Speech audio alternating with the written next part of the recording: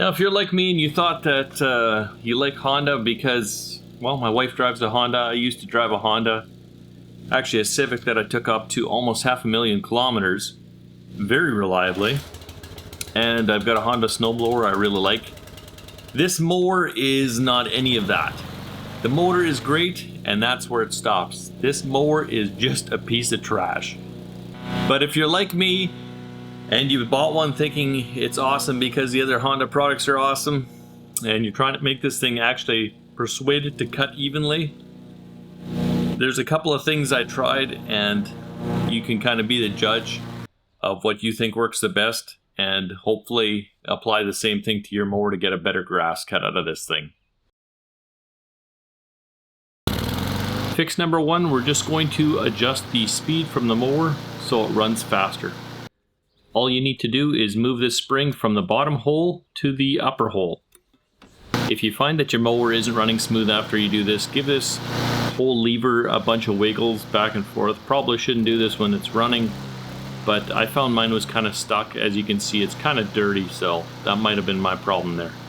Here's what the factory settings look like, both in a forward and a reverse pass. As you can see, the left side does a much better job of cutting, and the right side always leaves scraggles. Now, I am putting the wheel right on the wheel line, so it's famous for not having enough vacuum to pull up the grass. After the speed is adjusted, same pass, both forward, backwards, and you can see it does still not have enough vacuum on the right hand side if you put the tire on the tire track.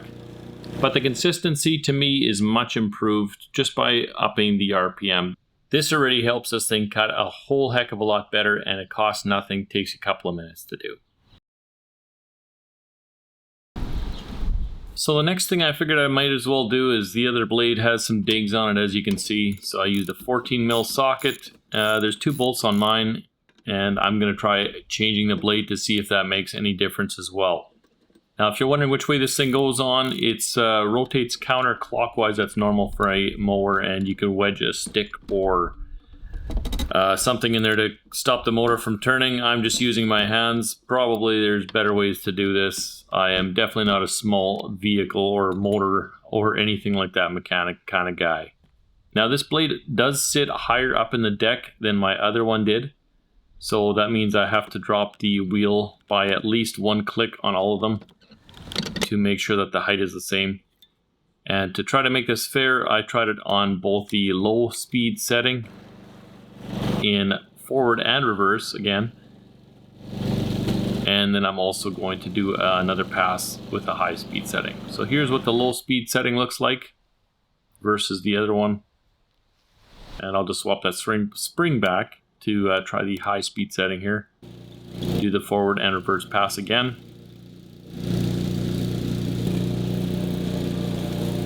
And this is probably the best cut that I'm getting so far, and I'm finding the more that I'm cutting as it's wearing the paint off of the blade, it starts to cut better and better as this blade kind of goes.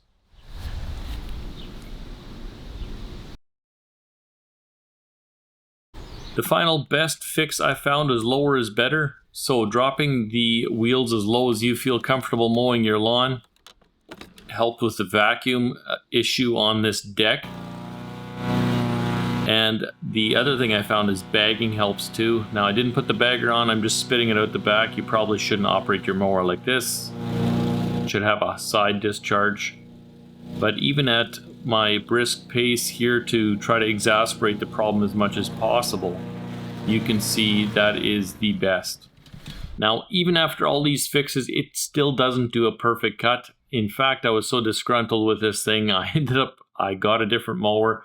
I'm going to put the blade on that one in reverse and see if it does a better job with a backwards blade than the Honda does with a brand new blade. If you want to see that, check this video out over here.